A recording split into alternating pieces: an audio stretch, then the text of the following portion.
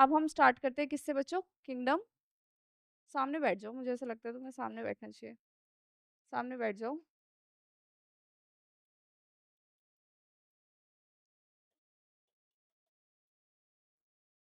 बहुत ध्यान से और आराम से समझते रहना। किंगडम फंजाई की बात करें तो किंगडम फंजाई में जो फंगस होती है वो कहाँ रहती है? हमेशा से हम पढ़ते हैं वार्म एंड डैम्प प्लेसेस में। मेरे साथ साथ नोट्स भी बनाते जाओ। कहाँ रहती है? डैम्प प्लेसेस में। क्या फंगस अपना खाना खुद से बना सकती है? नहीं। तो कैसा मोड ऑफ न्यूट्रिशन होता है इसका? हमेशा और हमेशा इट शोज सैप्रोफिटिक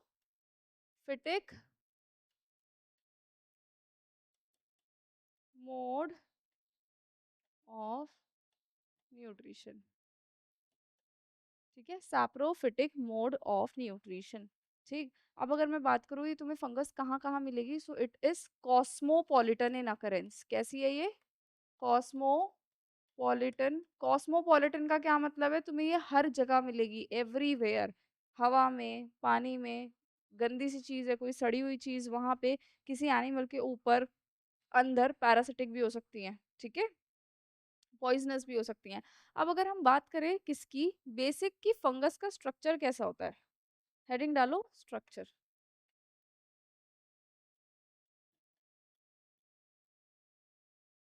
कि फंगस का स्ट्रक्चर कैसा होता है, तो हमने क्लास 8 से हम फंगस के बारे में पढ़ते आ रहे हैं और हमने देखा है कि फंगस को हम मैग्नीफाइंग ग्लास से भी देख सकते हैं क्योंकि उसमें कुछ थ्रेड लाइक स्ट्रक्चर होते हैं। तो सबसे पहले ज्यादातर जितनी भी फंगस होती है वो कैसी होती है? मल्टी सेल्यूलर, यानी कि बहुत सारी सेल्स की बनी होती है।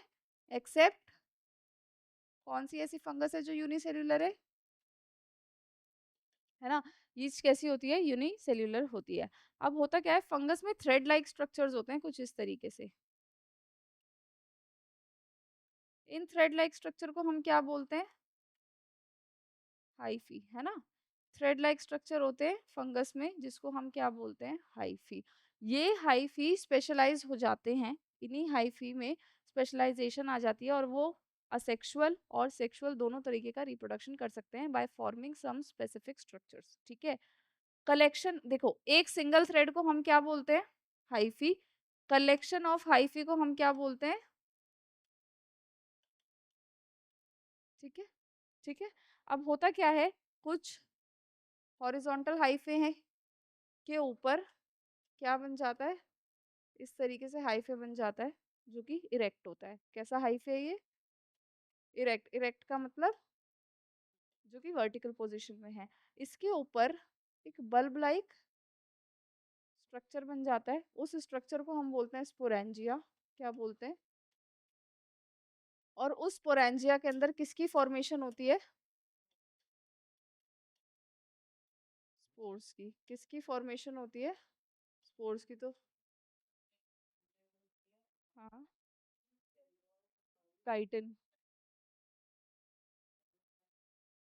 किसकी? फंगई की। वो एक्चुअली में जो फंगस का पूरा स्ट्रक्चर होगा, जैसे ये पूरी पूरी हाइफी इसके ऊपर वाली।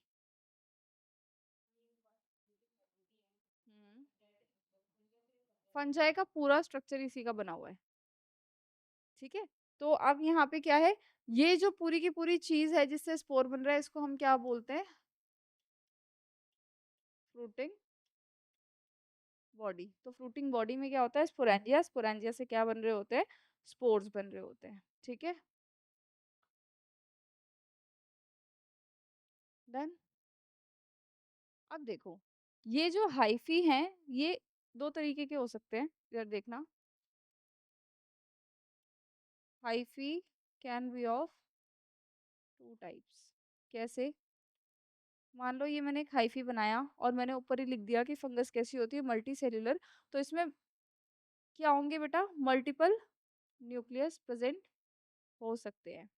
तो हाइफी में, एक हाइफी में क्या हो सकते हैं? मल्टीपल न्यूक्लियस प्रेजेंट हो सकते हैं। जो thread like thread like structure है, नहीं, एक हाइफे से, मल्टीपल हाइफे से फंगस बनी हुई है ना? तो एक हाइफे के अंदर क्या हो सकता है? बहुत सारे न्यूक्लियस हो सकते हैं। और एक हाइफे ऐसा भी हो सकता है जिसमें न्यूक्लियस बहुत सारे हैं तो सही, लेकिन उनके बीच में एक सेप्टम बन गया है जो इन सारे न्यूक्लियस को क्या कर रहा है? सेपरेट कर रहा है। तो इधर न्यूक्लियस सेपरेटेड नहीं है किसी सेप्टम से, इधर न्यूक्लियस सेपरेटेड है सेप्टम से।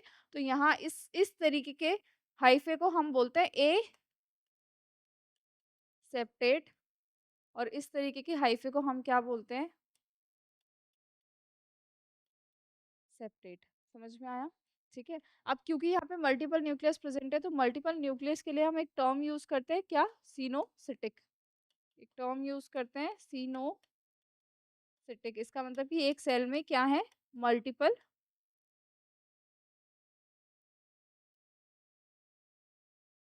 न्यूक्लियस। एक सेल में क्या प्रेजेंट है, मल्टीपल न्यूक्लियस।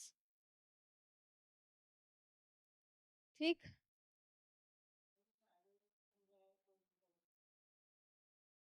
हाँ, लेकिन सेप्टेट और एसेप्टेट दोनों कंडीशंस हो सकती हैं। हो सकता है कि मल्टीपल न्यूक्लियस के बीच में सेप्टम बन गया हो सकता है ना बना हुआ हो।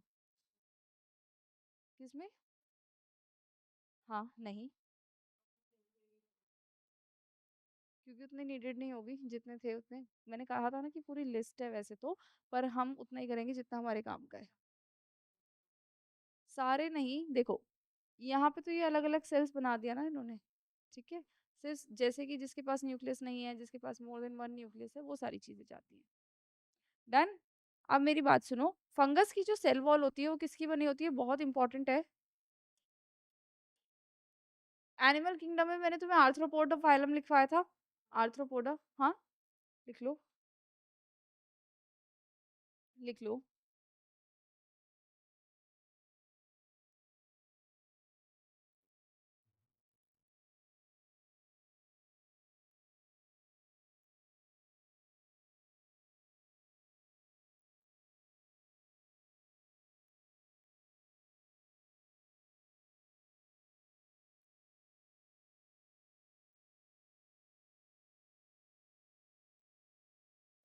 डन। चलो, फंगस की जो सेल वॉल होती है, इट इज वेरी इंपॉर्टेंट। किसकी बनी होती है, काइटिन की। ये काइटिन तुम्हें और कहाँ पे मिलेगा, आर्थ्रोपोड लिखवाया था मैंने, फाइलम आर्थ्रोपोडा एनिमल किंगडम में, अगर तुमने रिवाइज करा होगा तो। आर्थ्रोपोडा में इंसेक्ट आते हैं, तो इंसेक्ट का जो एक्सोस्केलेटन होता है, जैसे हमारे अंदर तो स्केलेटन अंदर है, इंसेक्ट्स में बाहर की तरफ होता है, वो भी किसका बना होता है, काइटिन का। और अगर फंगस को अपना खाना स्टोरेज करना है, तो स्टोरेज किस फॉर्म में होता है,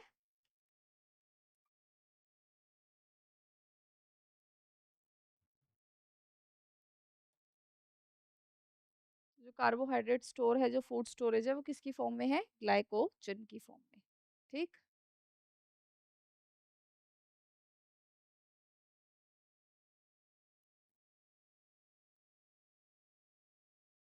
डन। चलो, अब हम आते हैं कि फंगस में किस तरीके का न्यूट्रिशन होता है। तो इतना तो हमें पता ही है कि फंगस के पास क्या नहीं है, क्लोरोफिल ए नहीं है, तो ये फोटोसिंथेसिस तो नहीं करेगी। तो ये कैसा न्यूट्रिशन शो करती है, सैप्रोफाइटिक। ठीक है। तो न्यूट्रिशन देखो,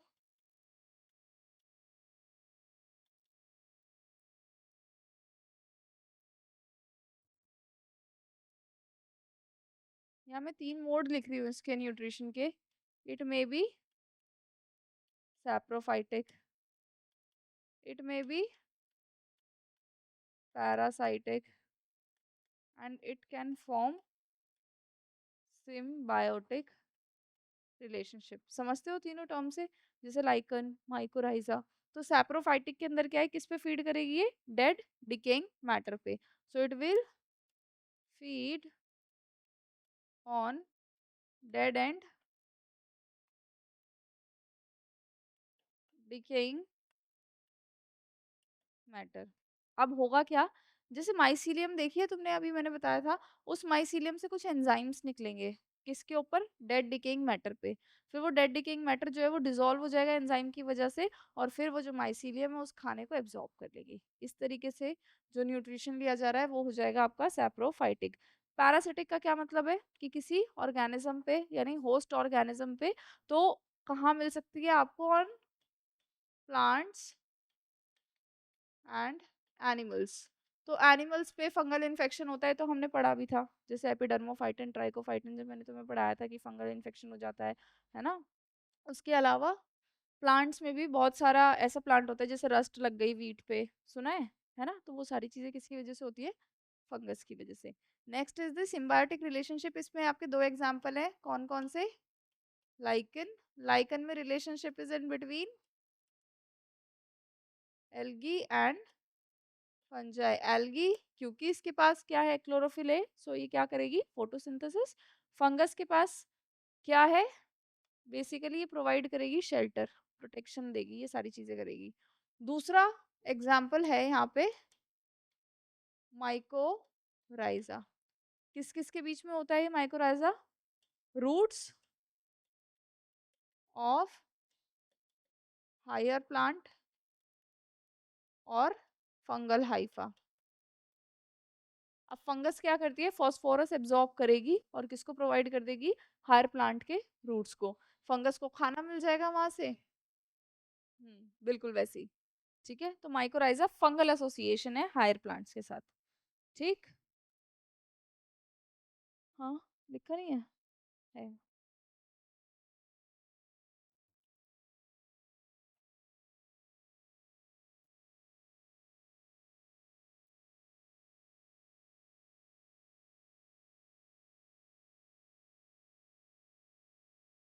डन। चलो, हमने न्यूट्रिशन पढ़ लिया, अब हम देखते हैं इसका रिप्रोडक्शन।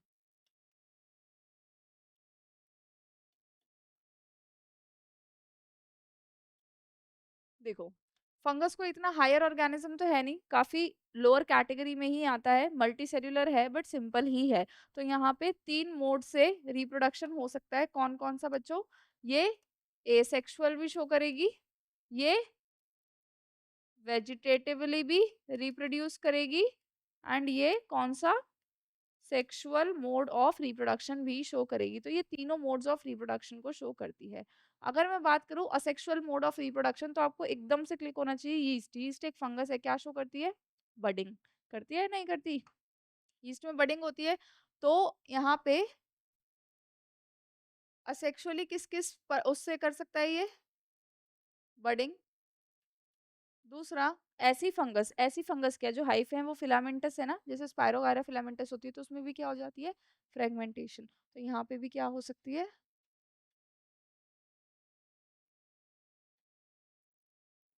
सो बडिंग ये शो कर सकता है, फ्रेगमेंटेशन ये शो करता है, इसके अलावा ये फिशन भी शो करता है।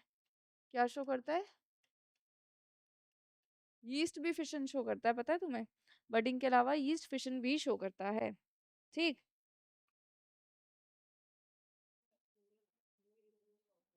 हाँ। हम्म। ठीक। वैसे तो इसको समझाने की जरूरत तो नहीं है, बडिंग, फ्रेगमेंटेशन, फिशन। चलो, अब हम बात करते हैं बेटा असेक्सुअली ये एक और मेथड से रिप्रोड्यूस कर सकता है, किससे? थ्रू, ये तो इसका मेन मेथड है। अब स्पोर्स जो होते हैं वो सेक्सुअल मेथड में भी बनते हैं और एसेक्सुअल में भी बनते हैं, पर दोनों में फर्क है। अब थोड़ा चैप्टर थोड़ा डिटेल में जाते जा रहा है, बहुत ध्यान से इस चीज को समझते जाना। ठीक है, चलो आ जाओ। हम किसकी बात कर रहे हैं? असेक्सुअली थ्रू स्पोर्स की, स्पोर्स से किस तरीके से ये रिप्रोड्यूस कर रहे हैं। ठीक है, तो अब सबसे पहले समझो, ये क्या बनाया मैंने? माइसीलियम। ठीक है, अब जैसे हमारी मेन बॉडी कैसी होती है? डिप्लॉइड। हमारे पास जो क्रोमोसोम्स होते हैं वो कैसे होते हैं? पेयर में होते हैं। लेकिन यहाँ पे कैसे होते हैं? अनपेयर। यहाँ पे मेन बॉडी कैसी होती है? हैप्लॉइड। समझ रहे हो मेन बॉडी कैसी है? हैप्लॉइड है। अब मैंने क्या कहा था? ये जो माइसीलियम है ये स्पेसिफिक स्ट्रक्चर बना सकती है, तो ये क्या बनाएगी? Fruiting body. याद करो, फ्रूटिंग बॉडी बन सकती है इसके ऊपर। बन गई। स्पोरेंजिया बन गया। स्पोरेंजिया के अंदर डिवाइड हो के क्या बन जाएंगे? स्पोर्स। और स्पोर्स कैसे बने? हैप्लॉइड बने। अब मेरी बात सुनो, हैप्लॉइड पेरेंट बॉडी से हैप्लॉइड ही स्पोर बने, कौन से डिवीजन से बने? कौन सी डिवीजन? माइटोसिस और मियोसिस? माइटोसिस। तो यहाँ पे जो स्पोर्स बन रहे हैं वो थ्रू माइटोसिस बन रहे हैं। तो ये जो स्पोर्स होंगे ये कैसे होंगे? Asexual spore. लिखो इसको।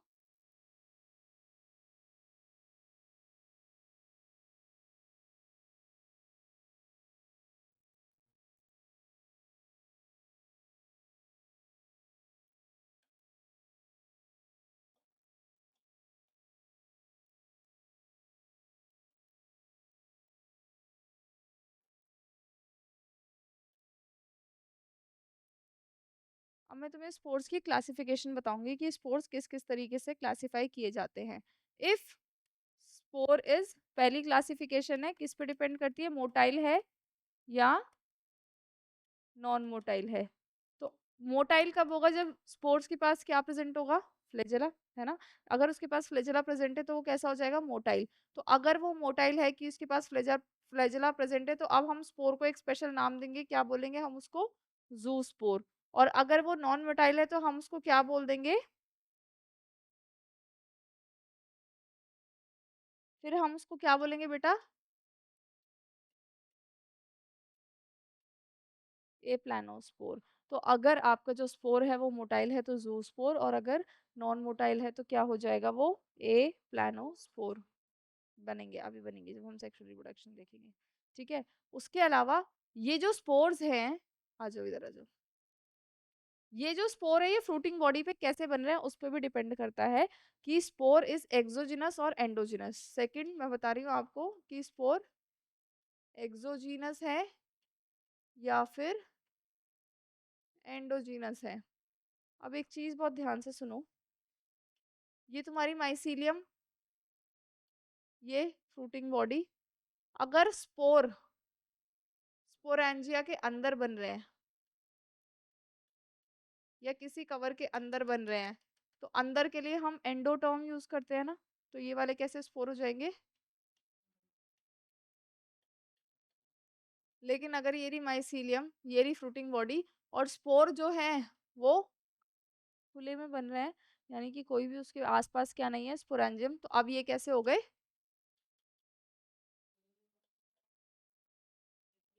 नहीं तो फिर ये जर्मिनेट करेंगे, वैसे भी इनको हवा के थ्रू तो जाना ही है ना इधर उधर। तो स्पोर्स के पास खुद के ऊपर थिक लेयर वॉल होती है। ठीक है, समझ में आया। चले,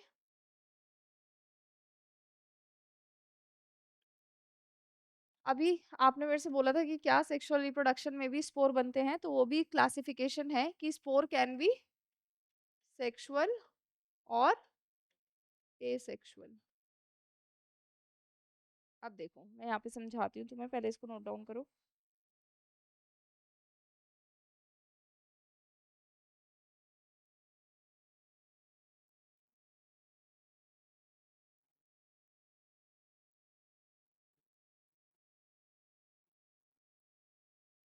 डन। अब देखो मैंने तुम्हें क्या बोला था कि ये मान लो माइसीलियम है और ये कैसी है, हैप्लॉइड।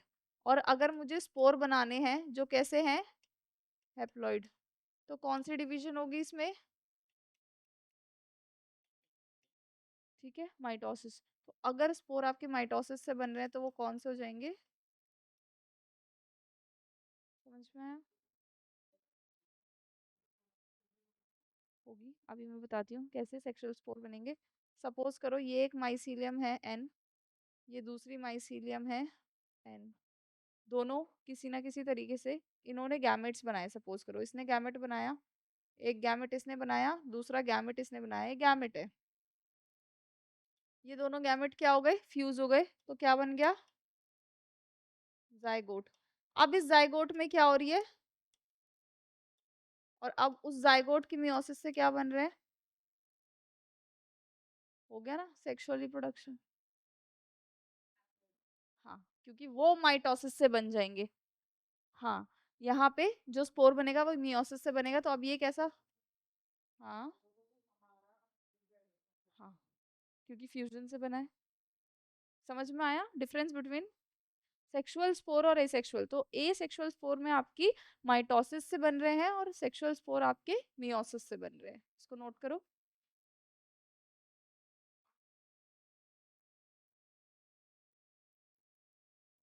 Fast fast.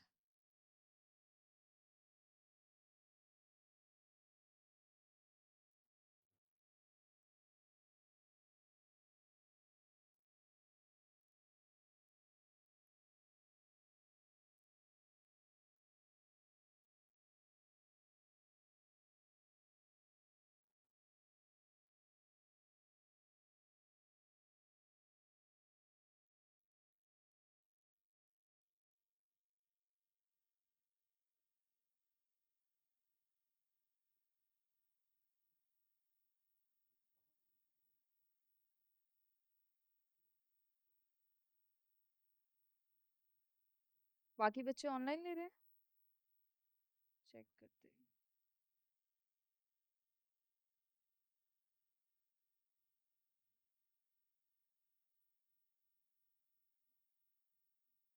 दिख तो रहे।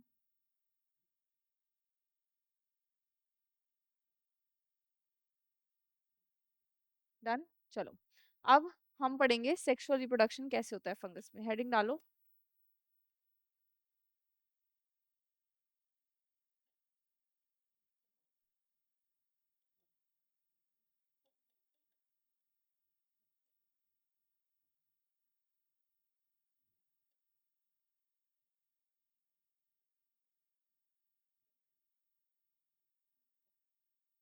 अब यहाँ पे आपको दो अलग अलग किसकी जरूरत है, दो अलग अलग माइसीलियम की जरूरत है ना, या दो अलग अलग फंगस की जरूरत है। तो यहाँ पे फंगस सेम हो चलेगा, लेकिन उनका क्या होने चाहिए, they should be genetically different.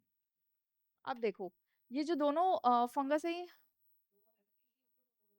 नहीं नहीं नहीं, दो आपस में जो साथ है। ठीक है, अब मेरी बात सुनो। यहाँ से ये एक गैमेट बनाएगी, ये दूसरा। तो मान लो एक गैमेट ये रहा, दूसरा गैमेट ये रहा। अब दोनों गैमेट जब फ्यूज होते हैं फंगस में, तो नॉर्मली जब दोनों गैमेट फ्यूज होते हैं तो क्या बनता है, जाइगोट बनता है। लेकिन यहाँ पे जो फर्टिलाइजेशन है वो थोड़ी सी डिफरेंट काइंड ऑफ होती है। इधर देखो, होता क्या है, दो प्रोसेस होते हैं। पहला होता है प्लाज्मोगेमी, और दूसरी होती है कैरियोगेमी। कभी भी जब भी फर्टिलाइजेशन होती है, दोनों प्रोसेस होते ही हैं। प्लाज्मोगेमी में क्या होता है कि दोनों गैमेट्स का साइटोप्लाज्म का फ्यूजन, और कैरियोगेमी में क्या होता है, दोनों के न्यूक्लियस का फ्यूजन। पर फंगस में क्या होता है कि जो न्यूक्लियस फ्यूज होते हैं वो थोड़ा सा डिले होते हैं, यानी कि कैरियोगेमी इज बेसिकली डिलेड, है ना। तो उससे क्या होगा, ये वाली कंडीशन आ जाएगी जिसमें साइटोप्लाज्म तो फ्यूज हो गया है, लेकिन क्या फ्यूज नहीं हुए, न्यूक्लियस। तो इस पर्टिकुलर कंडीशन को हम क्या बोलते हैं, डाई कैरियन। क्या बोलते हैं, डाई कैरियन। अब ये डाई कैरियन में क्या हुआ है, अभी सिर्फ और सिर्फ प्लाज्मोगेमी हुई है यहाँ। अब उसके बाद सेकंड स्टेप में क्या हो जाएगा, कैरियोगेमी। अब ये पूरा का पूरा क्या बन गया तुम्हारा, जाइगोट। समझ में आया, अब ये जाइगोट बन गया है। अब देखो, जाइगोट कैसा है बेटा, 2n। गैमेट कैसे है, डाइकैरियन कैसा है, 2n। लेकिन हमें फंगस बनानी है कैसी, n। तो अब जो स्पोर्स बनेंगे यहाँ पे, ये स्पोर्स अगर मुझे इस जाइगोट से बनाने, तो मुझे कौन सी डिवीजन करानी पड़ेगी, रिडक्शनल डिवीजन, यानी फिर हाँ,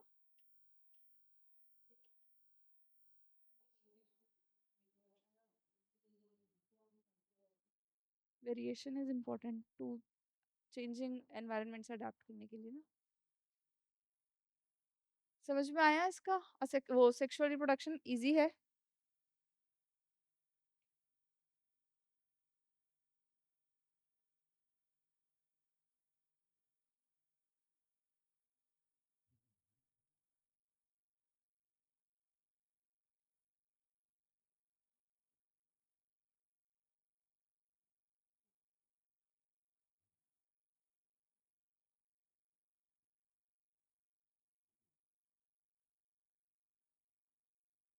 ठीक है, लिख लो।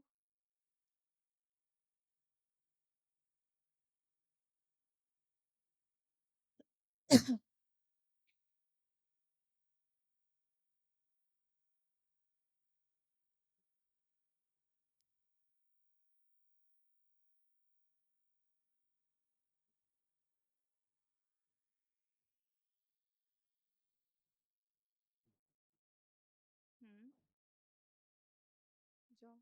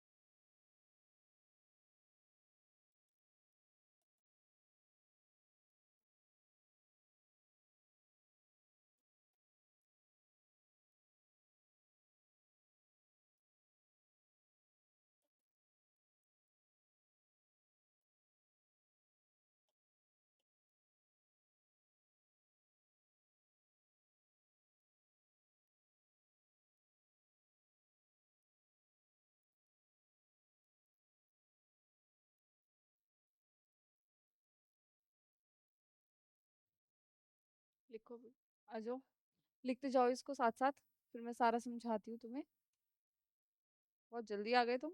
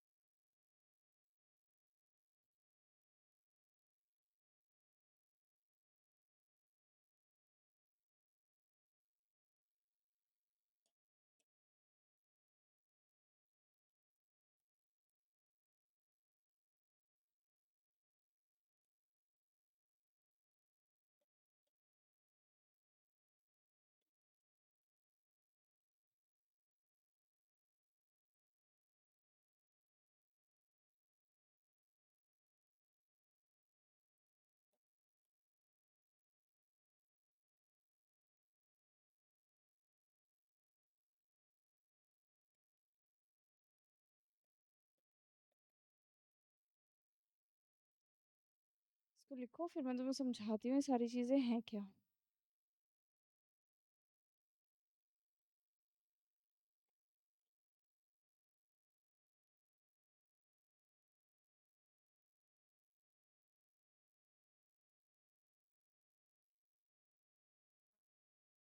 हम्म। पंजा इम्परफेक्ट है।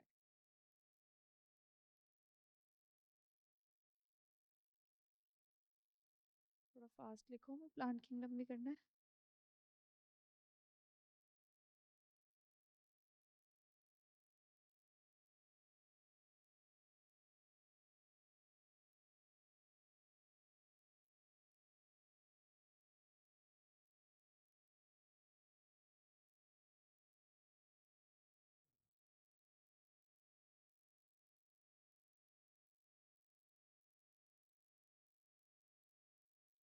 अच्छा देखो, तो अब हमने फंगस को क्लासिफाई कर दिया कि उसके माइसीलियम का स्ट्रक्चर कैसा है, यानी कि फंगस जो है वो सेप्टेट है या एसेप्टेट है। फ्रूटिंग बॉडी का क्या मतलब है, कि जो भी स्ट्रक्चर बना था वो, याद है, फ्रूटिंग बॉडी जो वर्टिकल हाइफी और उस पे स्पोरेंजिया था, उसके बेसिस पे, और साथ ही स्पोर्स एक्सोजिनस बन रहे हैं, एंडोजिनस बन रहे हैं, उसके बेसिस पे हमने फंगस को क्लासिफाई कर दिया।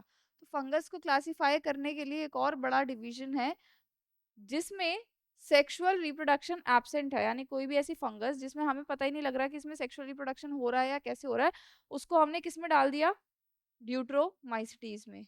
इधर किस में डाल दिया, ड्यूट्रोमाइसिटीज में। जिसके अंदर सेक्सुअल रिप्रोडक्शन प्रेजेंट है, उसमें भी कुछ फंगस ऐसी हैं जो बहुत ज्यादा सिंपल है और कुछ ऐसी हैं जो कॉम्प्लेक्स है। समझ में आया अभी तक जो भी मैंने बोला। तो सिंपल फंगस कौन सी है, जिसमें कैसा हाईफाई, ए सेप्टेट, यानी अभी सेप्टा बना नहीं है, सिर्फ न्यूक्लियस न्यूक्लियस न्यूक्लियस है, तो उसमें आती है आपकी फाइकोमाइसिटीज। और जिसमें सेप्टम बन चुका है, जो हायर फंगस है, जिसमें सेक्सुअल रिप्रोडक्शन भी प्रेजेंट है, उसमें तुम्हारी दो आएंगी, एस्कोमाइसिटीज और बसीडियोमाइसिटीज। अब हमें क्या पढ़ना है, ये चारों ही चीजें पढ़नी है, फाइकोमाइसिटीज, एस्कोमाइसिटीज, बेसिडियोमाइसिटीज और ड्यूट्रोमाइसिटीज। उसके बाद हमारा फंगस खत्म हो जाएगा। ठीक है, तो सबसे पहले हम सबसे सिंपल पढ़ने वाले हैं, हेडिंग डालो फाइकोमाइसिटीज। क्या, ड्यूट्रोमाइसिटीज फाइकोमाइसिटीज से कॉम्प्लेक्स है, क्योंकि यहाँ पे भी सेप्टम होता है, लेकिन यहाँ पे हाइफे में सेप्टम तो है, पर यहाँ पे सेक्सुअल रिप्रोडक्शन नहीं पता लग रहा। जैसे ही हमें समझ में आ जाएगा कि इसका सेक्सुअल रिप्रोडक्शन इससे मैच कर रहा है या इससे मैच कर रहा है, हम इसको उठा उठा के इसमें डाले जा रहे हैं। जैसे ड्यूट्रोमाइसिटीज है, उसका जो हाइफा है, होता अगर हमें पता लग जाए कि हाँ हो रहा है, तो हम उसको अकॉर्डिंग टू द ग्रुप जिससे वो मैच करेगा इन दोनों से उसमें डाल देंगे, क्योंकि इसका भी फंगस वो कैसा है, सेप्टेट ही है। तो इसको फाइको में तो डाला जाएगा नहीं, एस्को और बेसिडियो में हम इसको मूव कर देंगे। ठीक है, ये लाइन एनसीईआरटी में मेंशन भी है। हेडिंग डालो बच्चों, phyco mycetes.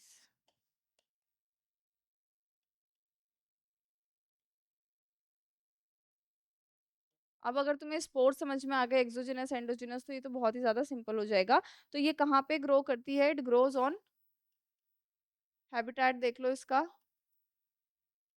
It grows on wood, dead, decaying matter, साथ ही आपको एक्वेटिक में यानी कि पानी में भी मिलती है।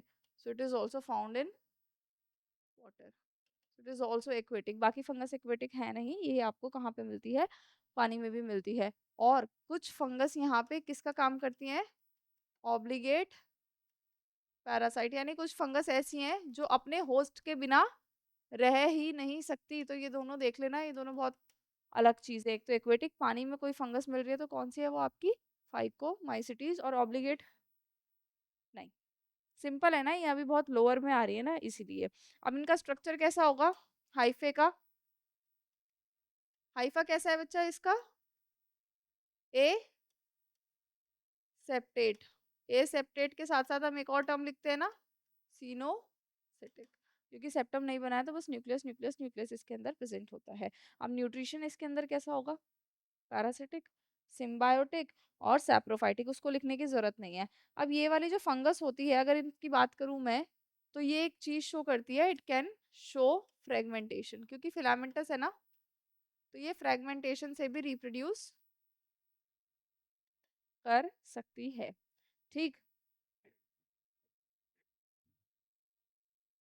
अब हमें बात करनी है किसकी, इसके असेक्सुअल और सेक्सुअल रिप्रोडक्शन की। तो हेडिंग डालो इसका, असेक्सुअल रिप्रोडक्शन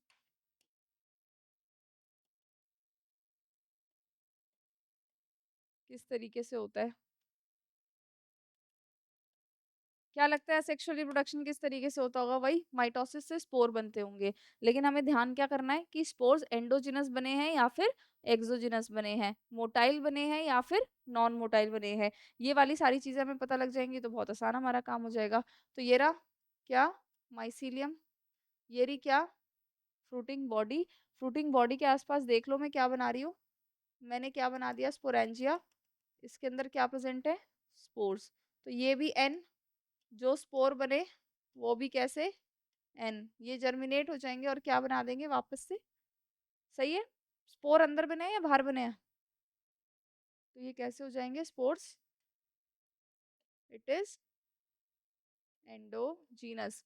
अगर आपसे डायरेक्ट पूछा जाए फाइकोमाइसिटीज में सेक्सुअल स्पोर एक्सोजिनस और एंडोजिनस, इट इज एंडोजीनस। उसके अलावा स्पोर्स आपके जूस्पोर भी हो सकते हैं और इप्लानोस्पोर भी हो सकते हैं। तो एंडोजिनस बनेंगे and it can be motile और, समझ में आ रहा है, डिफिकल्ट तो नहीं है।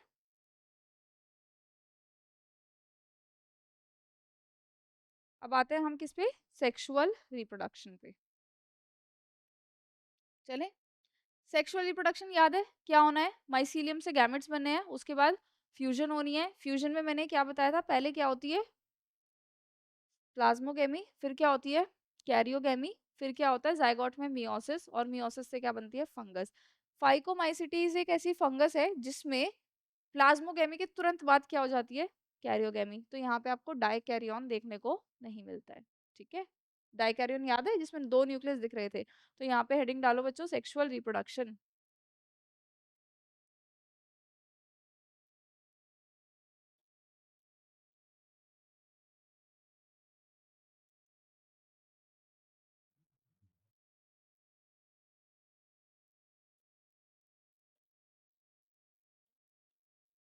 इसने बनाया गैमेट,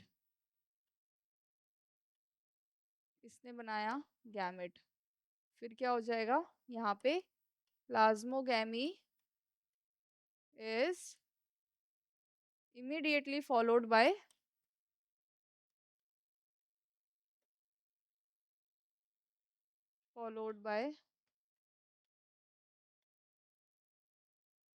कैरियोगेमी, है ना। तो उसकी वजह से क्या बन जाएगा यहाँ पे तुरंत, जाइगोट। क्या बन जाएगा यहाँ पे, जाइगोट। अब इसी जाइगोट के अंदर क्या बनेंगे, स्पोर्स। ठीक है, इसी जाइगोट के अंदर क्या बनेंगे, स्पोर्स। तो इसको मैं क्या बोलूंगी, जाइगोस्पोर। और इसके अंदर क्या बन रहे हैं, स्पोर्स। ये जो जाइगोस्पोर में स्पोर बने हैं, किससे बने होंगे बेटा, ये जाइगोट में या जाइगोस्पोर में जो स्पोर बने हैं क्या हुई होगी, कौन सी डिवीजन, है ना, तो मियोसिस हुई होगी। क्यों? क्योंकि ये एन था, ये एन था, ये एन था, ये एन था, ये 2n हो गया। अब जो स्पोर्स बन रहे हैं वो वापस से कैसे हो गए हैं? एन हो गए हैं। और अब ये क्या हो जाएंगे? जर्मिनेट हो जाएंगे और वापस से क्या बन जाएगा? समझ में आया? ठीक है। अब इम्पोर्टेंट क्या है? इम्पोर्टेंट है इसके एग्जाम्पल्स। अगर मैं तुमसे यहाँ पे पूछूं कि यहाँ स्पोर्स किसी कवरिंग के अंदर बने या बाहर बने, तो तुम मुझे क्या बोलोगे? जाइगोस्पोर के अंदर है। तो यहाँ पे भी स्पोर कैसे है?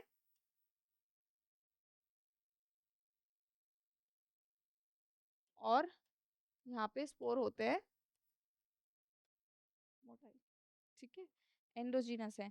तो आपके यहाँ पे दोनों स्पोर, सेक्सुअल भी और एसेक्सुअल भी, एंडोजीनस हैं। याद रखोगे? ठीक है। अब इसके 3 एग्जाम्पल्स हम लोग लिख लेते हैं।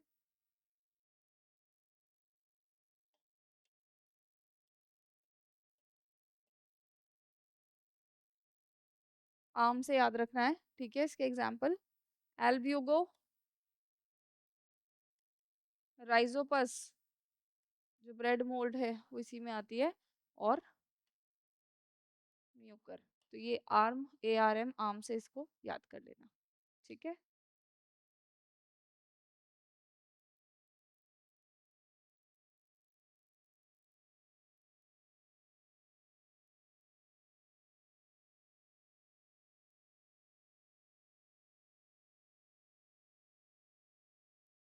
चले।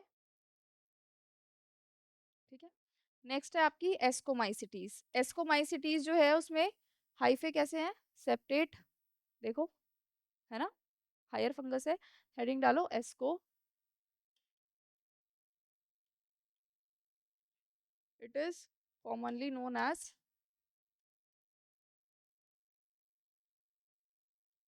Sac fungi. इसको हम क्या बोलते हैं? Commonly it is known as sac fungi. ये एक ऐसी फंगस है जो किस पे ग्रो हो सकती है? इट कैन ग्रो ऑन डंग। काव डंग होता है ना, उस पे भी ये ग्रो होती है। और इसके लिए एक स्पेशल टर्म होती है, कॉर्पोफाइलस।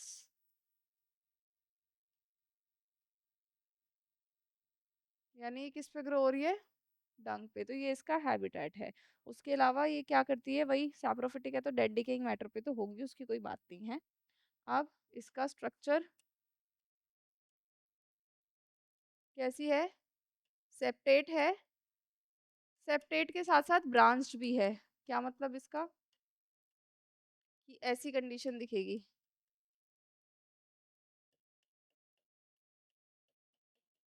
यानी कि ब्रांचिंग भी चल रही है। तो सेप्टेट के साथ साथ जो है ये ब्रांच भी है। एक एग्जाम्पल है तुम्हारा यीस्ट, वो भी इसी में आता है। ये लंबे लंबे धागे दिख रहे हैं तुम्हें, है ना? तो मोस्टली कैसी है?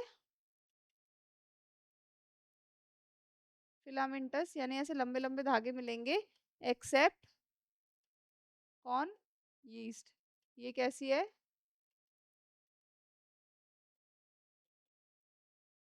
Non filamentous.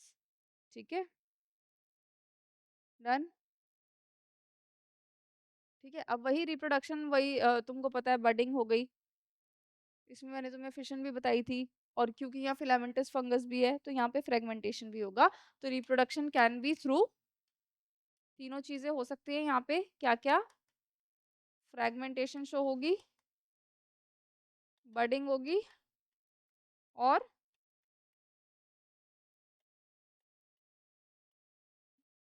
फिशन लिख देती हूँ।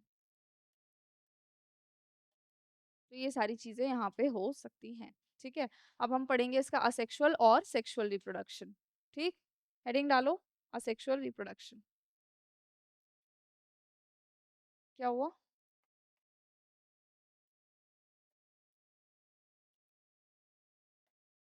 ठीक है। असेक्सुअल रिप्रोडक्शन कैसे होगा? असेक्सुअल रिप्रोडक्शन वही माइसीलियम। कैसा है ये? एन। इस माइसीलियम पे क्या बनेगी बेटा? Fruiting body. अब देखो कमाल की चीज, यहाँ पे ये बन गई क्या? Fruiting body. इस फ्रूटिंग बॉडी के ऊपर क्या बनेंगे? क्या बनेंगे? स्पोर्स। कैसे बनेंगे स्पोर्स? एक्सोजिनस और एंडोजिनस। एंडो में अंदर बनते हैं। ये तुम्हें कुछ दिख रहा है? ये सारे स्पोर्स बाहर ही हैं। तो ये स्पोर कैसे हैं? These are exogenous. और ये जो स्ट्रक्चर बना है इसको हम बोलते हैं कोनिडियो फोर। और स्पोर्स का स्पेशल नाम है, स्पोर्स आर नोन एज, तो तुम्हें याद रखना होगा कि जो कोनिडिया है these are the asexual spores. ठीक है, so these are the asexual spore. तो ये कोनिडिया जर्मिनेट करेगा,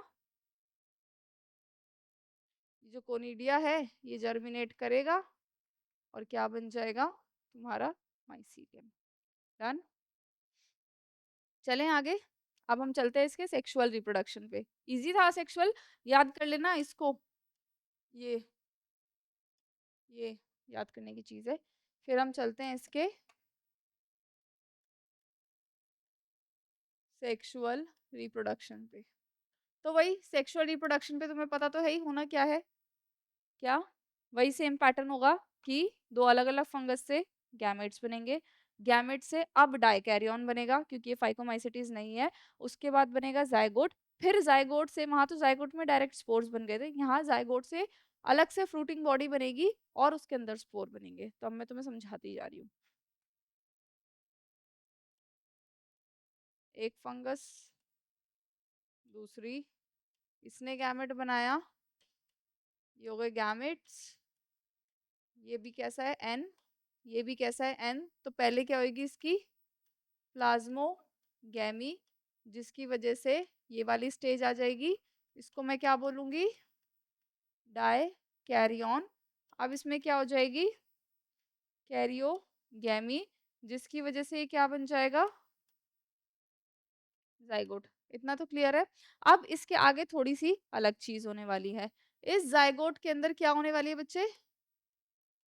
मियोसिस। और ये मियोसिस होके कुछ स्पेशल स्ट्रक्चर बनाती है।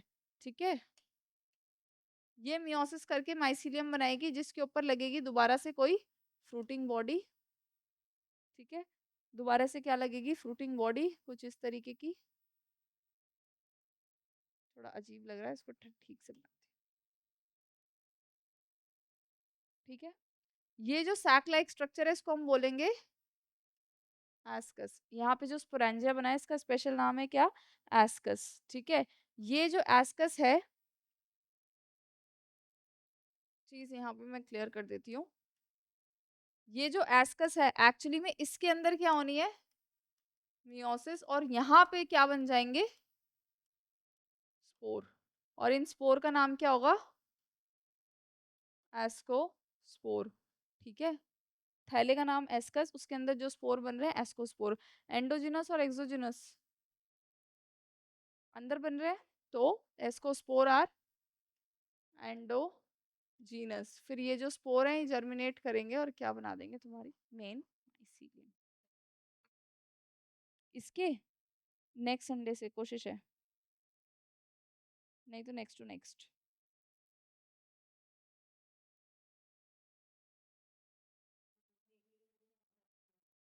अभी इस बारे में डिस्कशन करना है हमें। अब एक चीज तुमने देखी यहाँ पे, पहले इसको बनाओ। असेक्सुअल स्पोर और सेक्सुअल स्पोर यहाँ पे दो अलग अलग पैटर्न फॉलो कर रहे हैं। अगर मैं बात करूँ एस्कोमाइसिटीज के असेक्सुअल स्पोर की, तो वो एक्सोजीनस है। और सेक्सुअल स्पोर कैसा है?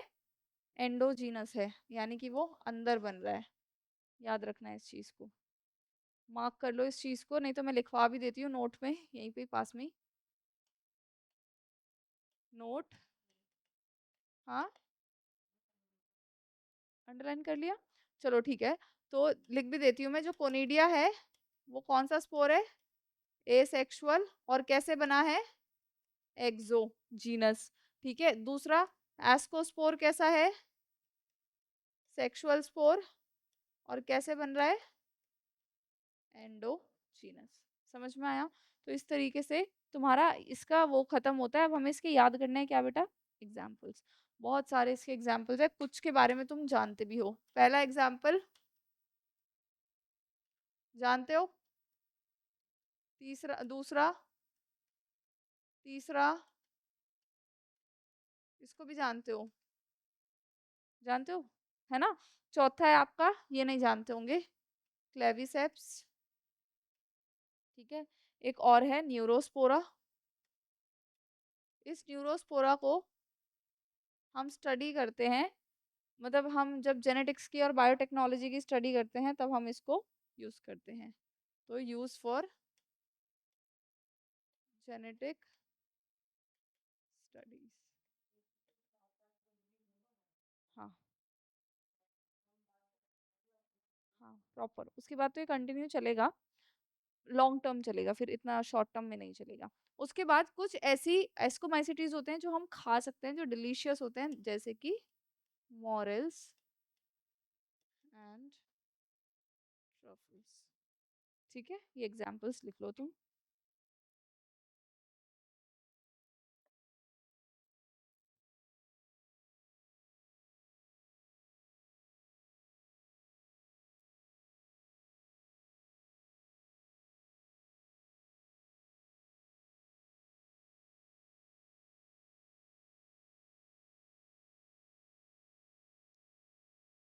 डन। चलो, अब हमारा ये खत्म होता है। एस्को के बाद दूसरी कौन सी पढ़नी है हमें? बेसिडियोमाइसिटीज। ठीक है, हेडिंग डाल दो। क्या? कॉम्प्लेक्स नहीं है, उसका सेक्सुअल रिप्रोडक्शन का मोड हमें नहीं पता, मतलब हम उसको पढ़ रहे हैं अभी। कॉम्प्लेक्स नहीं है। ठीक, उसके हैं 3-4 ही हैं, ज्यादा नहीं है। ठीक है, हेडिंग डालो अभी बेसिडियोमाइसिटीज। इसके बाद हमें ड्यूट्रो ही करना है। ठीक है, बेसिडियोमाइसिटीज से तुम याद रखोगे, जैसे ड्यूट्रोमाइसिटीज में कोई सेक्सुअल रिप्रोडक्शन नहीं होता है, यहाँ पे कोई ए सेक्सुअल स्पोर की फॉर्मेशन नहीं होती है। सो नो असेक्सुअल स्पोर्स, कोई भी ए सेक्सुअल स्पोर्स यहाँ पे प्रेजेंट नहीं है। तो भाई रहेगी कहाँ? वही डिकेइंग मैटर पे तो रहती है। साथ ही साथ इसका हैबिटेट, आपको जो वुड पे फंगस मिलती है ना,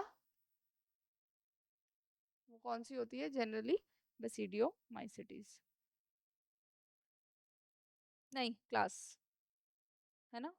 ठीक है, चलो आगे। न्यूट्रिशन तो आपको पता ही है, सैप्रोफिटिक, पैरासिटिक, सिम्बायोटिक। अभी मैं सब बता दूंगी, इसकी पूरी डिवीजन बता दूंगी, है ना? पूरा मैं तुम्हें चार्ट दे दूंगी एनसीईआरटी से, अभी दिखा भी दूंगी। ठीक है, अभी पहले मेरी बात सुन लो। रिप्रोडक्शन कैसे होगा इसमें? वेजिटेटिवली, फ्रेगमेंटेशन के थ्रू। असेक्सुअल स्पोर्स इसके अंदर यहाँ पे प्रेजेंट है ही नहीं। अब हम बात करेंगे सिर्फ और सिर्फ इसके सेक्सुअल रिप्रोडक्शन की, तो वो भी यहाँ पे थोड़ा सा अलग जाता है, अब इसको समझना। जनरली हमने क्या देखा था कि बसीडियो मतलब जितने भी फंगस हैं उसमें क्या बनते हैं? गैमेट्स बनते हैं पहले, फिर वो गैमेट्स फ्यूज होते हैं, पर यहाँ पे गैमेट्स भी नहीं बनते। So no asexual spore, no gametes. उसके बावजूद भी यहाँ पे क्या प्रेजेंट होता है? Sexual reproduction. तो यहाँ पे देखो, हेडिंग डाल दो इसका, सेक्सुअल रिप्रोडक्शन। कैसे होगा इसका सेक्सुअल रिप्रोडक्शन?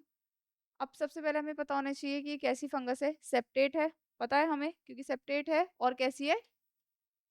ब्रांच्ड है। ये तो हमें पता ही है, हमने क्लासिफिकेशन में लिखा था कि ये सेप्टेट है और ब्रांच्ड भी है। तो अब ये सेप्टेट है, तो यहाँ पे ऐसी कंडीशन होगी, मान लो ये रहा तुम्हारा माइसीलियम, एक फंगस का, ठीक है, और ये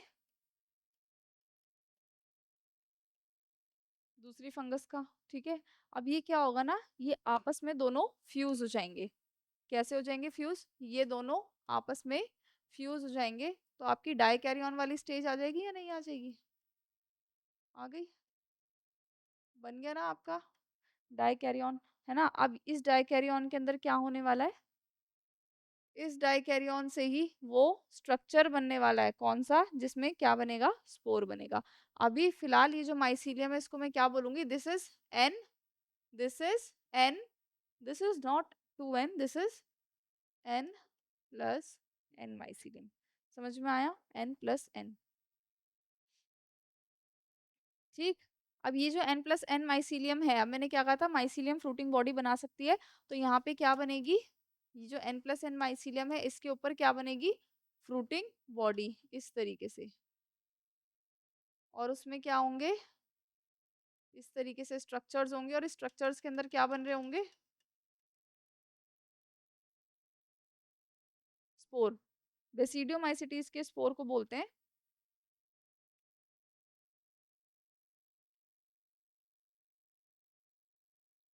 बेसिडियो। तो जो बेसिडियोमाइसिटीज है उसके स्पोर को हम क्या बोलते हैं बेटा? बेसिडियोस्पोर। अब ये जो बेसिडियोस्पोर्स होंगे ये आगे क्या बना देंगे? वापस से ये। ठीक है, अब ये तो तुम्हें पता है कि जो बेसिडियोस्पोर हैं ये कैसे बने होंगे? Through meiosis.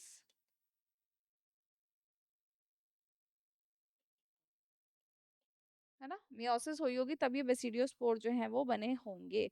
अब यहाँ पे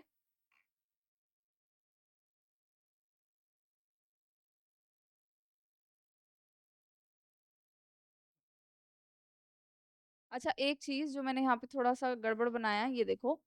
यहाँ पे स्पोर्स कुछ इस तरीके से बनते हैं।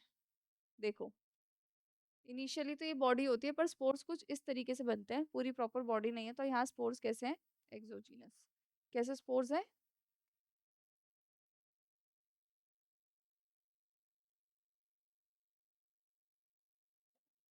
ठीक है, ये याद रखना है तुम्हें कि स्पोर्स कैसे हैं? एक्सोजीनस। ठीक, अब इसके एग्जाम्पल। मशरूम खाते हो? अगैरिकस। इसी के एग्जाम्पल।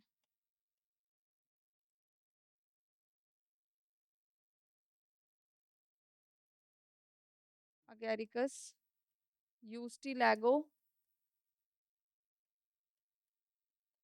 पक्सीनिया। याद हो जाएगा सॉरी ये सब। Ustilago, Puccinia, puffball and toadstool. ये सारी फंगस के नाम हैं जो तुम्हें याद करने हैं। ठीक।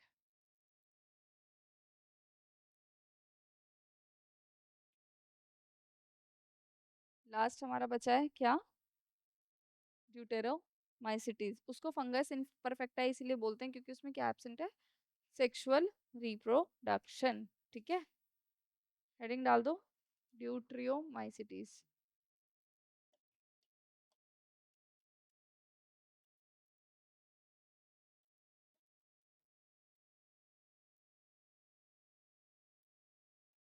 ठीक है, अब ड्यूटेरोमाइसिटीज के अंदर सबसे पहले तो हम लिख देते हैं कि सेक्सुअल रिप्रोडक्शन लिखो is not described in this। sexual reproduction is not described।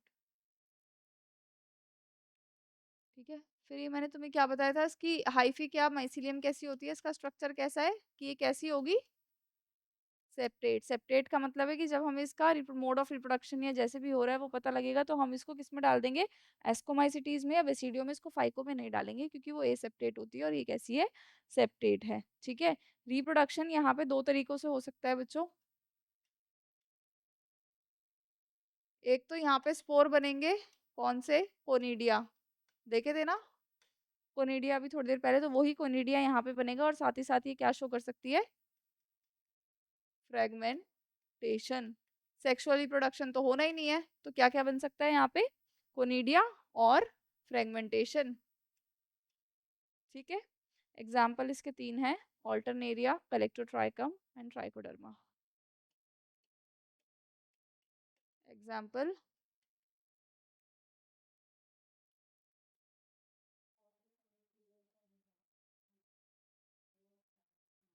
Deuteromycetes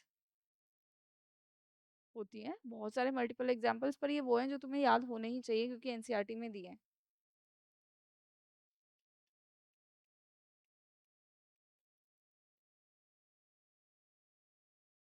ठीक है, तो यहाँ पे तुम्हारा किंगडम फंजाई खत्म। एक बार देखो पीछे पेज पलट के, कुछ समझ में आया, कुछ पूछना है? हम्म, आ गया। अब हमारा किंगडम प्लांटी स्टार्ट होने वाला है। हेडिंग डाल दो किंगडम प्लांटी।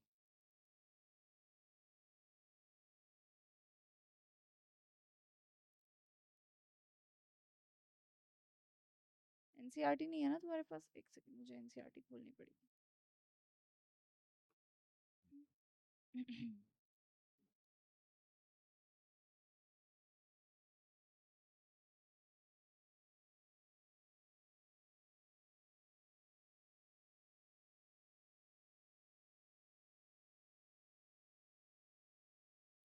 इन पे लिखो क्लास हैं ये सारी। ड्यूट्रोमाइ हाँ, ये सारी क्लासेस हैं। नहीं नहीं नहीं, ये जो हमने जितनी भी पढ़ी है ना अब तक, ड्यूट्रोमाइसिटीज, ये सब क्लासेस हैं। ठीक है, किंगडम फंजाई की सारी ये क्लासेस हैं। डन।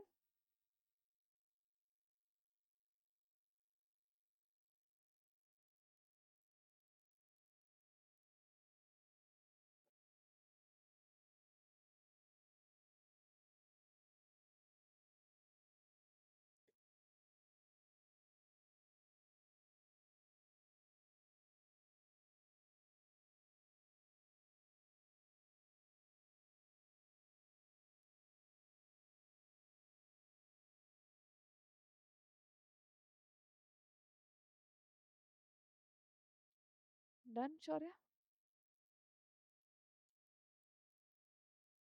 स्टार्ट करें एक नया टॉपिक। हेडिंग डाल दो बच्चों, प्लांट किंगडम।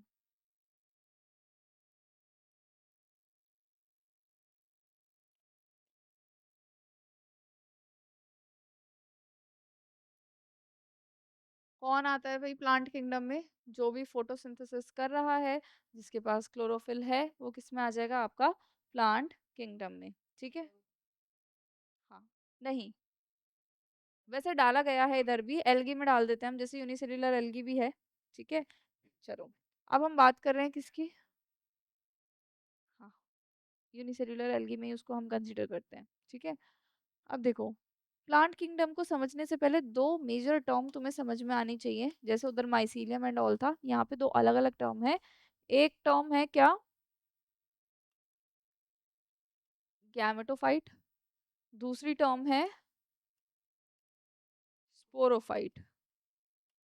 ठीक है, एक टर्म है गैमेटोफाइट, दूसरी टर्म है स्पोरोफाइट।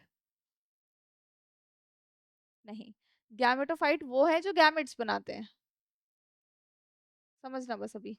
और स्पोरोफाइट वो हैं जो स्पोर्स बनाते हैं। गैमेटोफाइट की प्लॉइडी होती है एन, वो हैप्लॉइड होते हैं, तो वो गैमेट्स बनाएंगे एन। कौन से प्रोसेस से, कौन सी डिविजन? स्पोरोफाइट होता है 2n, स्पोर्स होते हैं n।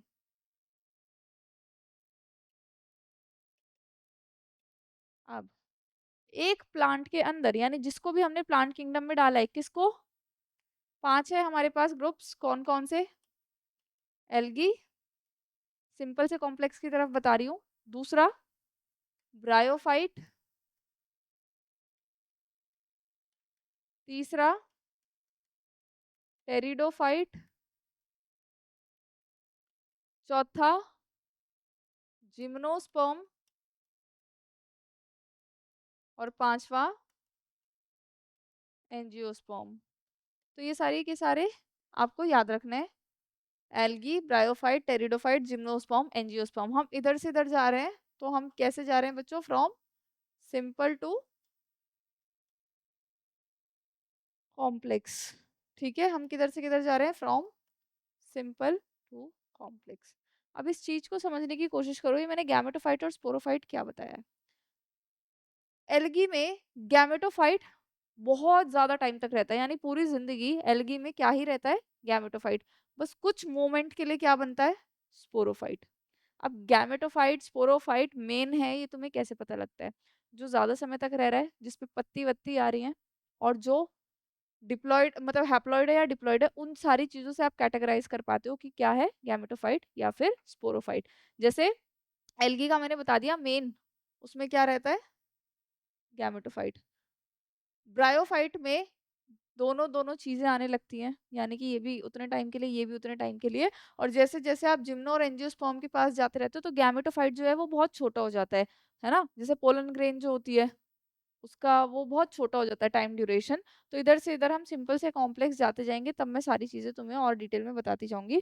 बस तुम्हें इतना याद रखना है कि गैमेटोफाइट क्या बनाएगा? Gamete through mitosis. स्पोरोफाइट क्या बनाएगा?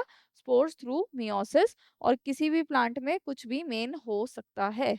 जैसे एल्गी और ब्रायोफाइट में ज्यादातर क्या होता है? गैमेटोफाइट मेन होता है, और बाकी इन तीनों में स्पोरोफाइट मेन होता है। तो जो प्लांट आपको बाहर दिख रहे हैं उनकी आपकी कौन सी बॉडी दिखती है? उनकी स्पोरोफिटिक बॉडी। एल्गी की कौन सी बॉडी दिखती है? गैमेटोफिटिक। धीरे धीरे समझ में आएगा। चलो। हेलो वाइटा। हाँ, पढ़ेंगे पढ़ेंगे, सब पढ़ेंगे। अभी हेडिंग डालो। अब हम पढ़ा रहे हैं तुमको एल्गी। ठीक है, कोशिश करनी है। एल्गी और ब्रायोफाइट्स तो खत्म करेंगे।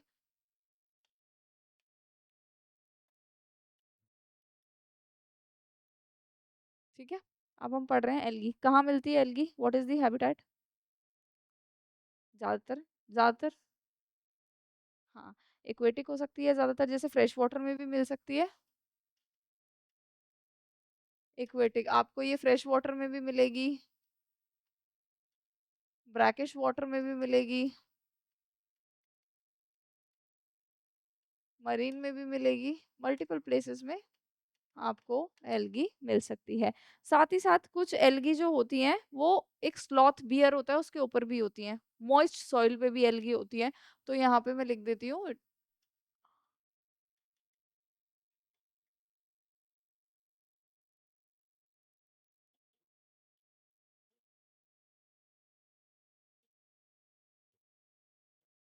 तो ये लगभग कुछ एल्गी का स्ट्रक्चर ऐसा है।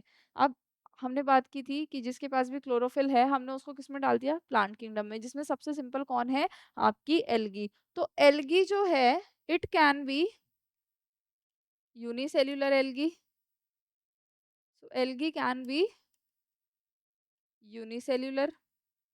Algae can be colonial. Algae can be filamentous. Filamentous algae में तो हम हमेशा से फ्रेगमेंटेशन पढ़ते आ रहे हैं। Example,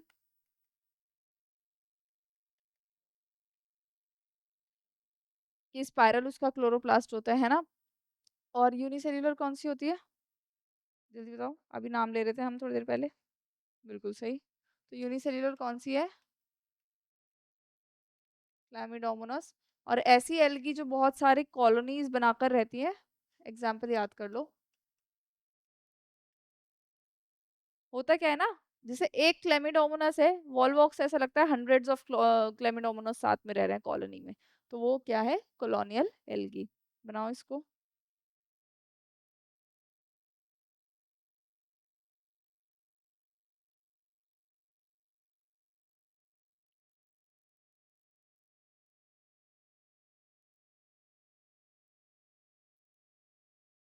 what is the mode of nutrition here algae का? ऑटोट्रॉफिक है ना। तो mode of nutrition is autotrophic and they perform oxygenic, यानी ऑक्सीजन रिलीज करेंगे ये। So they perform oxygenic photosynthesis, यानी कि ऑक्सीजन को रिलीज करते हैं। ठीक है। अब यहाँ पे what are the mode of reproduction, nutrition के आसपास ही लिख लेते हैं।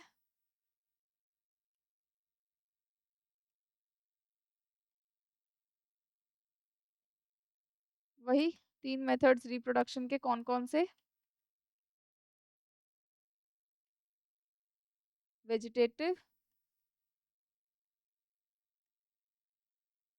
सेक्सुअल और एसेक्सुअल। जनरली ना इन बुक्स के अंदर हम जो वो पढ़ रहे हैं फ्रेगमेंटेशन वगैरह, उसको वेजिटेटिव में डाला हुआ है। असेक्सुअल में थ्रू स्पोर्स बताया हुआ है। और यहाँ पे सॉरी, सेक्सुअल में गैमेट्स बताया, असेक्सुअल में जो भी है स्पोर्स वगैरह बताया मैं। ठीक है, तो मैं यहाँ पे ऐसे लिख देती हूँ। वेजिटेटिवली कैसे रिप्रोड्यूस करेगी? Through fragmentation.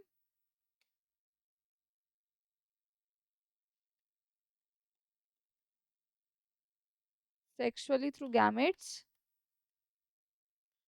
And asexually through spores. तो ये इसका रहने वाला है। ठीक है।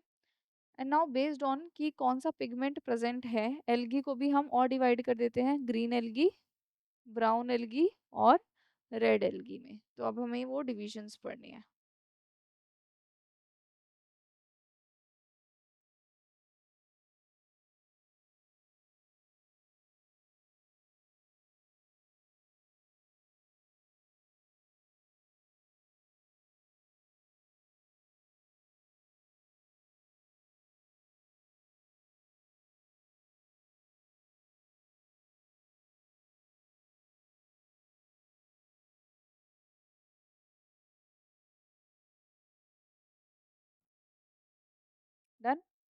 चलो, अब algae is divided into green algae,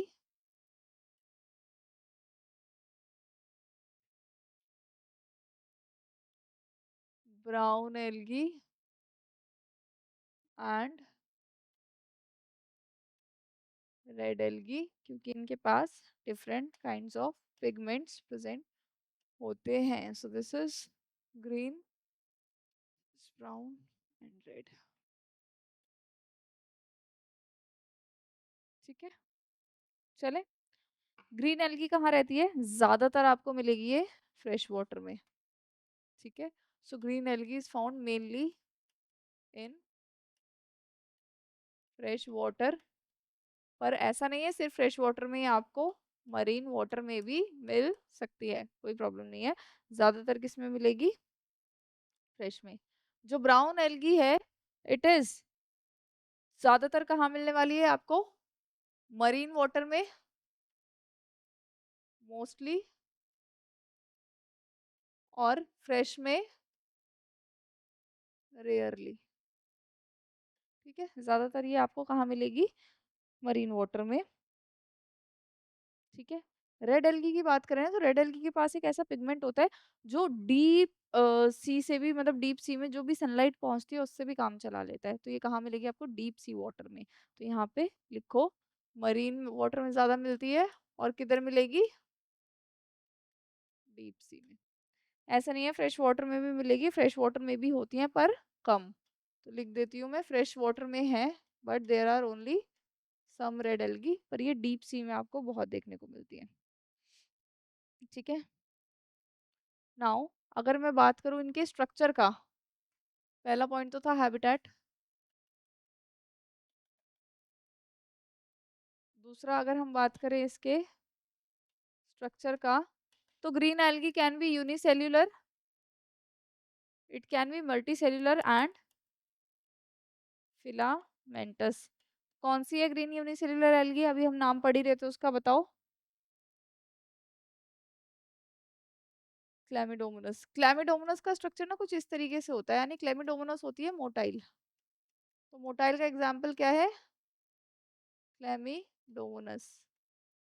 ठीक है, लेकिन एक यूनिसेल्युलर एल्गी ऐसी भी होती है जो कैसी होती है? Non motile. तो यहाँ पे क्या आ जाएगा? उसका एग्जाम्पल है क्लोरेला.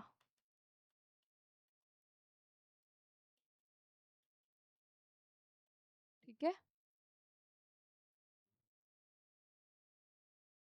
ये फिलामेंटस तो दूसरा है. स्ट्रक्चर में यूनिसेल्युलर हो सकती है या फिलामेंटस. फिलामेंटस जनरली कैसी होती है?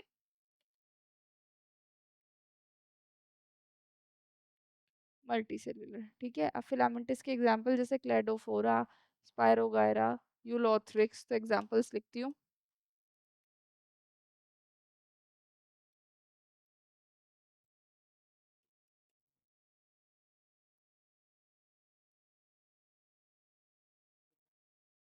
ये सारे इसके एग्जाम्पल्स यहाँ पे आते हैं. ठीक है,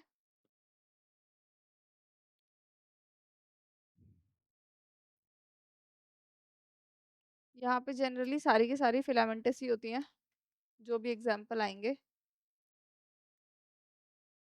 यहाँ भी फिलामेंटस, और इधर भी फिलामेंटस. लिख लो, एग्जाम्पल्स इंपॉर्टेंट है. डन. कर लो.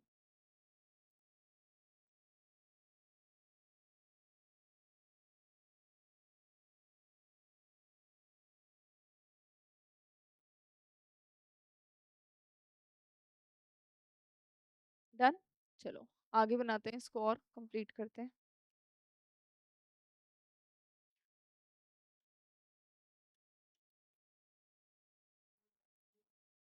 हाँ, इसके बाद में लिखवाऊंगी जब इनके बारे में कंप्लीट डिटेल पढ़ेंगे, अभी उतना ही.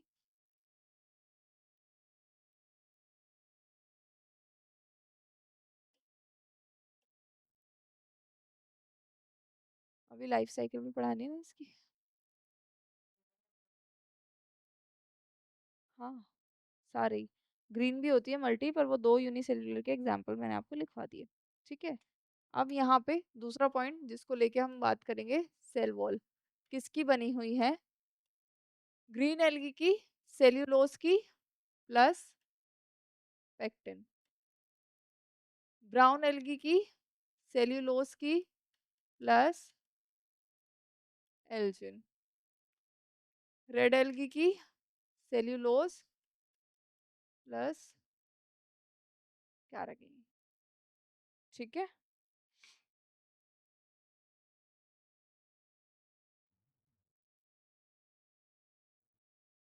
नाउ नेक्स्ट पॉइंट है अबाउट दी फ्लैजेला।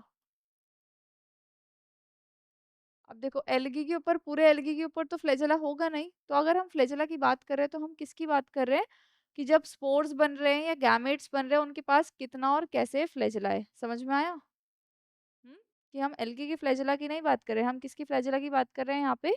उसके जो गैमेट्स हैं या जो उसके स्पोर्स बनेंगे उस पे फ्लैजेला है या नहीं। तो यहाँ पे कितने फ्लैजेला होते हैं बेटा? 2 से 8। कितने फ्लैजेला होते हैं? 2 से 8 फ्लैजेला हो सकते हैं।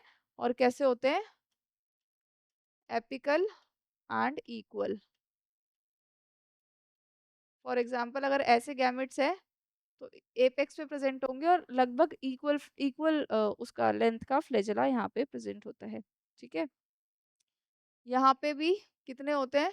2 फ्लैजेला होते हैं, लेटरल होते हैं एंड अनइक्वल होते हैं। इसका क्या मतलब है? एक छोटा फ्लैजेला और एक बड़ा फ्लैजेला और साइड में प्रेजेंट है, लेटरल है और अनइक्वल है। और यहाँ पे फ्लैजेला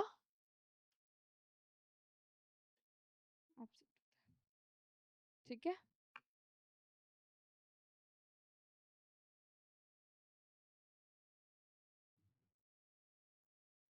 नाउ अगर हम बात करें पिगमेंट्स की,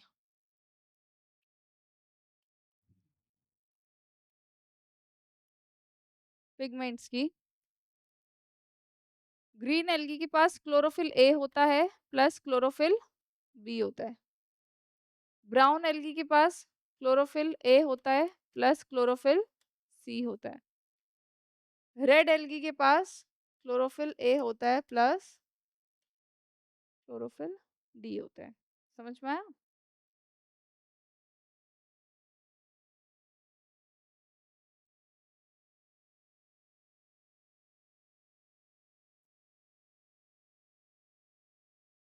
ठीक।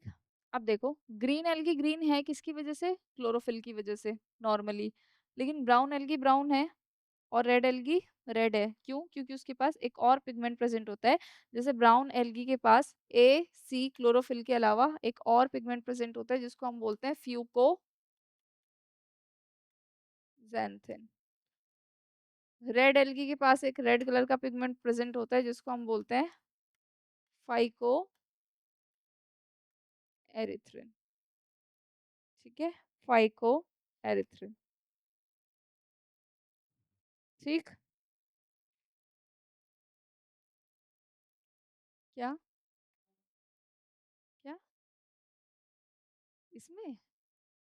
अभी थोड़ा बहुत है, अभी तो हमने रिप्रोडक्शन भी नहीं देखा है इसका। थक गए क्या? तो एल्गी पढ़ा के छोड़ दूं?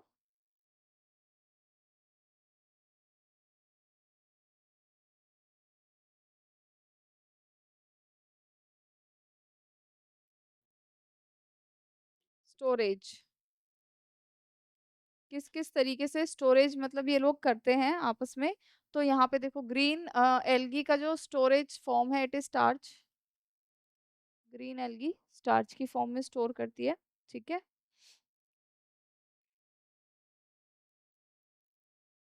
डन। यहाँ पे मैनिटॉल की फॉर्म में होता है और यहाँ पे लैमिनेरिन, लैमिनेरिन नहीं होगा, फ्लोरिडियन स्टार्च है।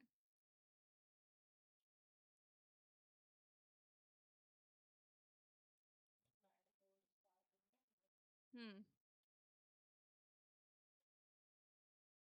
तो ये इन फॉर्म्स में क्या करते हैं? अपने फूड को स्टोर करते हैं।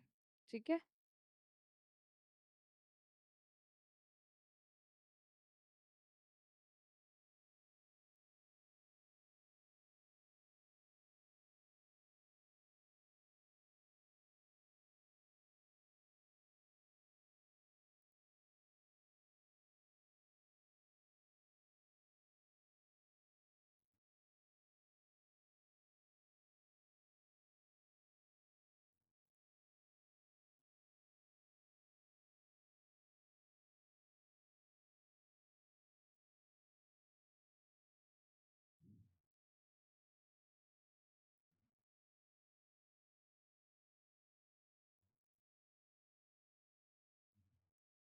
डन। चलो अभी हेडिंग डालो। नहीं, लिख लो लिख लो।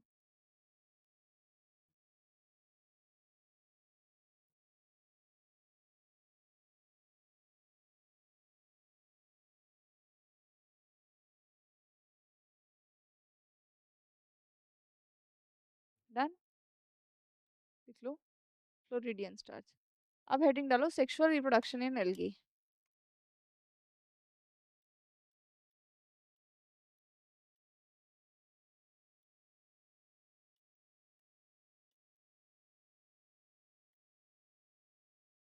अब एल्गी में सेक्सुअल रिप्रोडक्शन कैसे होता है? अभी देखो हमने पढ़ा था कि जो एल्गी होती है वो कैसी होती है?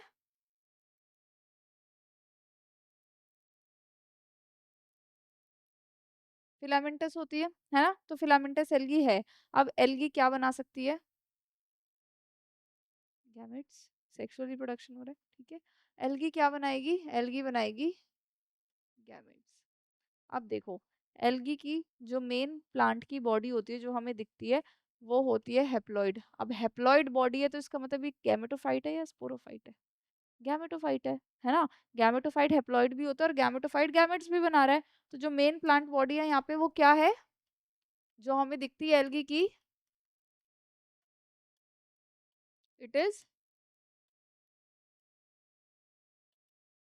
गैमेटोफाइट। और जो गैमेट्स बन रहे हैं वो किससे बन रहे हैं? अंडरस्टूड, है ना? अब यहाँ पे गैमेट्स बने होंगे, मान लो ये रहा मेल गैमेट और ये रहा फीमेल गैमेट। अब दोनों की फर्टिलाइजेशन से क्या बनेगा? जाइगोट। दोनों की फर्टिलाइजेशन से क्या बनने वाला है? जाइगोट। अब जाइगोट के अंदर क्या बन जाएंगे?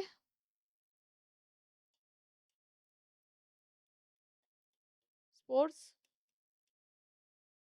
सुनते जाओ। जाइगोट कैसा है? 2n। जाइगोट के अंदर क्या बन गए? स्पोर्स। स्पोर्स जर्मिनेट करेंगे तो क्या बन जाएगा? ये फिलामेंटस स्ट्रक्चर। देखने वाली चीज क्या है? इसको मैंने बोला है गैमेटोफाइट है क्योंकि ये गैमेट बना रहा है। क्या ये जाइगोट स्पोरोफाइट नहीं है क्योंकि ये स्पोर बना रहा है? और जाइगोट कितनी देर के लिए बना? थोड़ी देर के लिए। मेन प्लांट बॉडी क्या हो गई फिर इसकी? गैमेटोफाइट। तो जो एल्गे आपको एक्चुअली में दिखाई दे रही है वो कैसी है? N, haploid. समझ में आया? तो ये क्या हो गया यहाँ पे? Zygote is the sporophyte.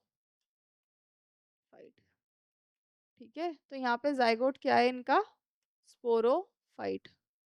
ठीक, लिखो इसको, बनाओ।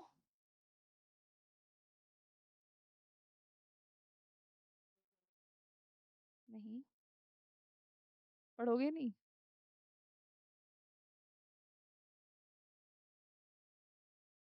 क्या हुआ? ये जो जाइगोट है, it is formed for very less time. ठीक है, और इस तरीके की साइकिल को, जिसमें माइटोसिस से ही गैमेट बनते हैं, जाइगोट में तुरंत मियोसिस हो जाती है और मियोसिस के बाद स्पोर बनने से फिर से हैप्लॉइड बॉडी आ जाती है। इस तरीके की लाइफ साइकिल को हम बोलते हैं हैप्लॉन्टिक लाइफ साइकिल।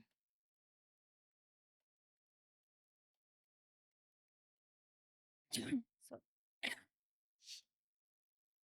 इस तरीके की लाइफ साइकिल को हम क्या बोलते हैं? Haplontic life cycle. क्या सारी algae haplontic life cycle show करती हैं? नहीं, ऑब्वियस सी बात है, नहीं करती होंगी। कुछ एल्गी ऐसे भी होती हैं जिनकी लाइफ साइकिल में डिप्लॉयड फेज थोड़ा सा लंबा होता है। ऐसी लाइफ साइकिल को हम क्या बोलते हैं? Haplo diplontic. ये सारी लाइफ साइकिल मुझे तुम्हें पढ़ानी है अभी, बस याद रख लो। हैप्लो डिप्लॉन्टिक लाइफ साइकिल कौन शो कर रही है? Haplo diplontic life cycle show करती है केल्प, एक्टोकार्पस एंड पॉलीसिफोनिया।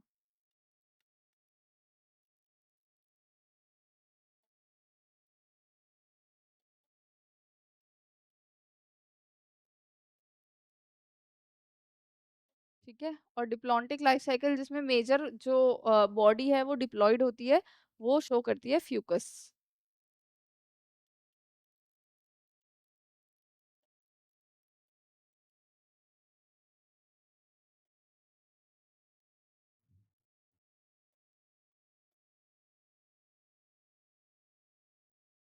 ठीक है,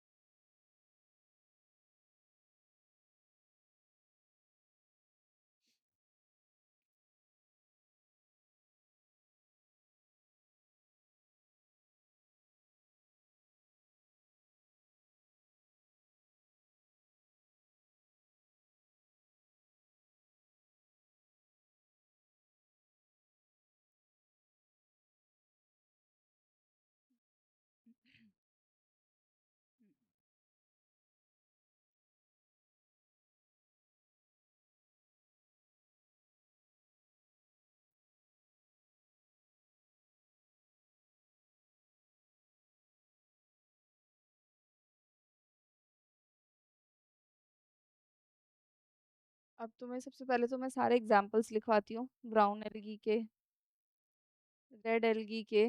ठीक है, एग्जाम्पल्स।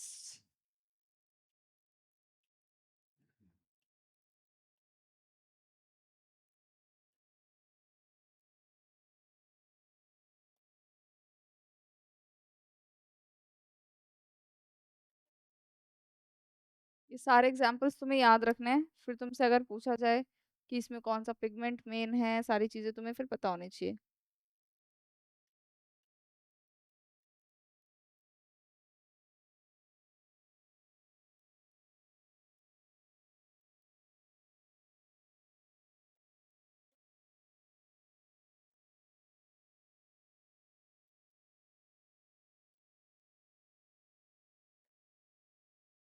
ये लॉथरिक्स है, स्पायरोगायरा है,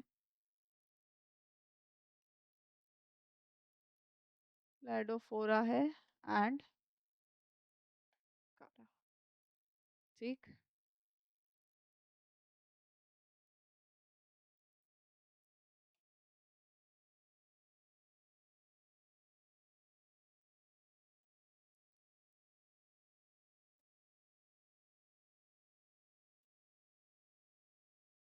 फ्यूकस, एक्टोकार्पस,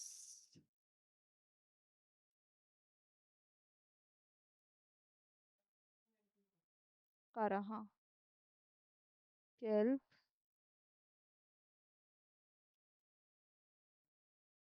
सरगैसम। ये सारे एग्जाम्पल याद करने हैं।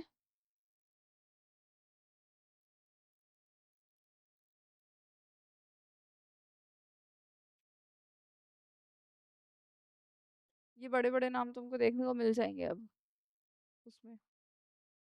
ठीक है, तीसरा है आपका ब्राउन एल्गी, रेड एल्गी,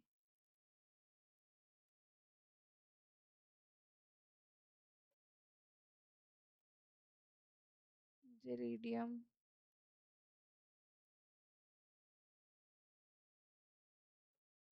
जेरिडियम है, ग्रेसिलेरिया है आपका, पोरफायरा एंड पॉलीसिफोनिया।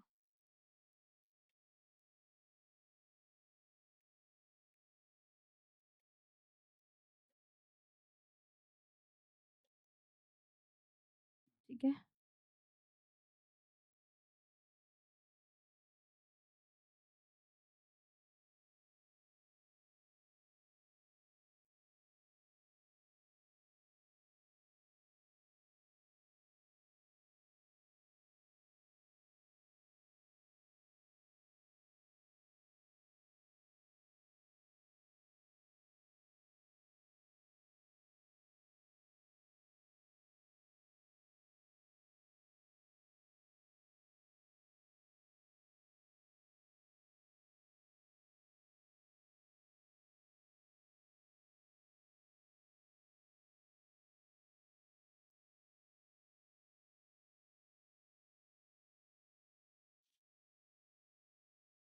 लिखो, बस एक छोटा सा नोट लिखवा के एल्गी खत्म हो जाएगा।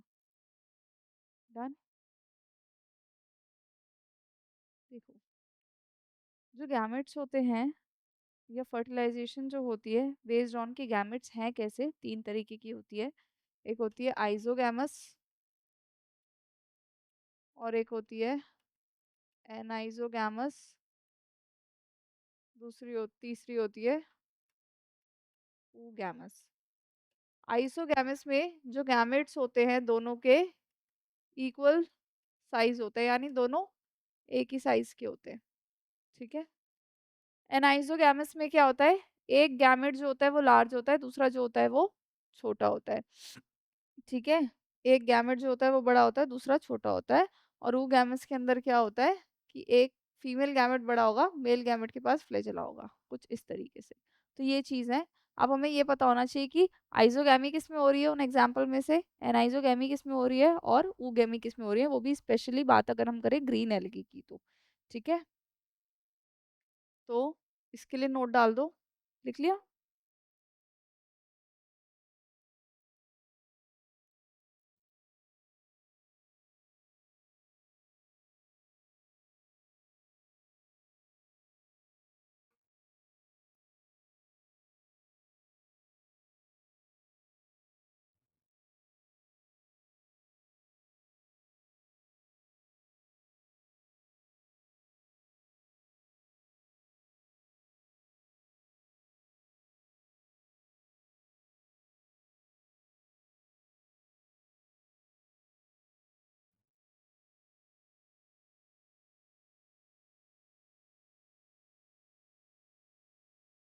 चलें आगे? चलो एक नोट डालो।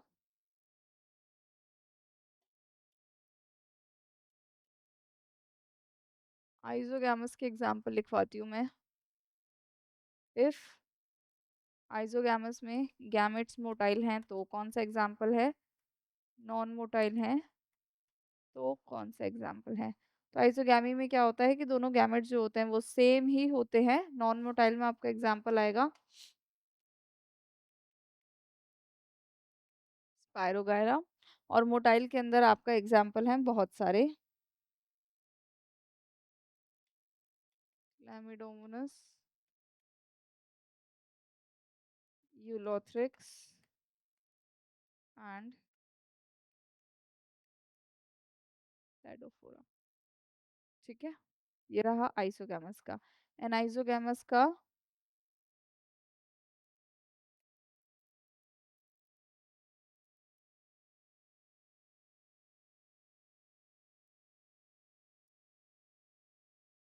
यूडोरीना,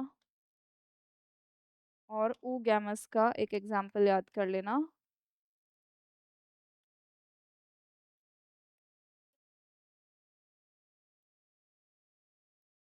वॉल बॉक्स। ठीक है, तो इस तरीके से सारे एग्जाम्पल्स तुम्हारे यहाँ पे खत्म हो जाते हैं।